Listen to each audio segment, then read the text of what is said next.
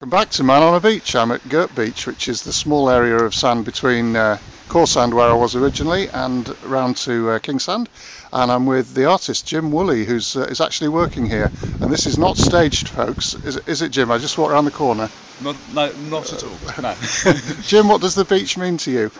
Yeah. Well, the beach. This is Girt Beach. We're on here. One of the three beaches in the villages of Kingsand and Cornwall on Kingsand Bay, and the beach is my studio. And I've got a choice of three, which is rather good. And I often come out in the mornings, early mornings, to catch this very almost ethereal sort of light. And of course, it changes very quickly as the sun rises.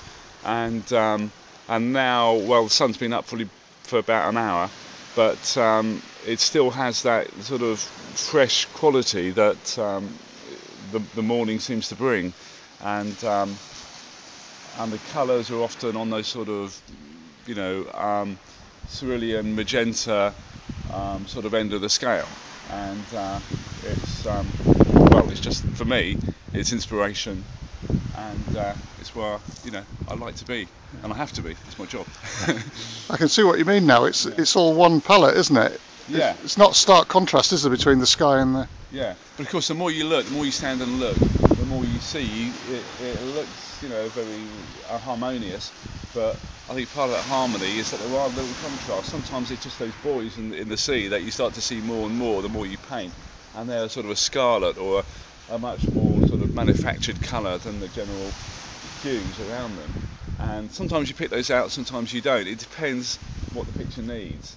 And obviously in this case we've got that warship there, which is almost like a bit of the natural environment, the way it just absorbs the colours around it.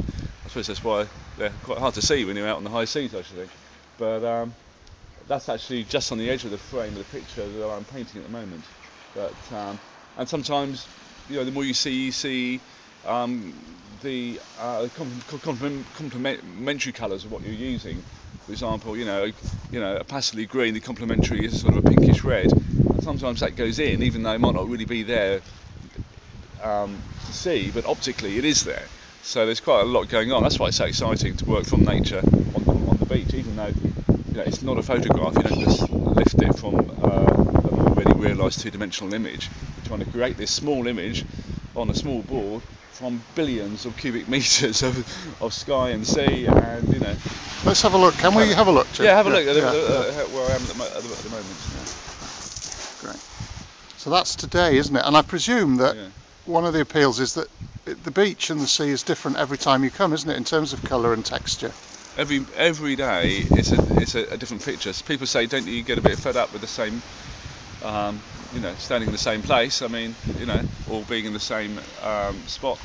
And well, no, because actually every morning is different. Yesterday morning there was a huge diamond-shaped purple cloud taking up the whole sky, and orange and fiery colours all around it. It was absolutely, it was almost apocalyptic sort of, sight. But this morning, I saw it. I was at Hannaford Point yesterday morning at dawn. It was amazing. It's on my film, yeah. Yeah, well, there we are. And then this morning, you never know what's going to happen. You get here, and it might explode, or it might just, the sun might just seep in, from behind the clouds. That's what's happened this morning.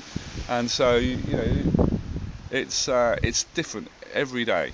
Yeah. Thanks a lot, Jim. That's a pleasure. You're welcome. Have you got a website or anything that people can look at your work on? Yes, I have. Yeah, it's jimwooley.co.uk. Great. Thanks, Jim. Pleasure. Bye now. Lovely. Thanks.